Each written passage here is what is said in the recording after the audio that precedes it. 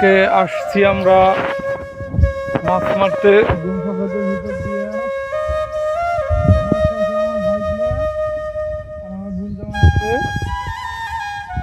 ভিতর দিয়ে আজকে মাছ মারার মধ্যে কি অবস্থা হয়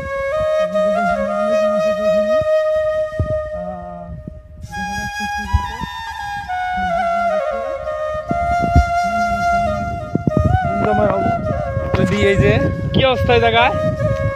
ওটা কোকোনা কি পাঁচ জাগ দিছে সাথে কেশমত বিড়ি কো জাল নিয়ে আইছি এই তুমি ফালাইছো কোনে এটা থেকে মাছ আছে এই জায়গায় মাছ আছে এই জায়গায় হ্যাঁ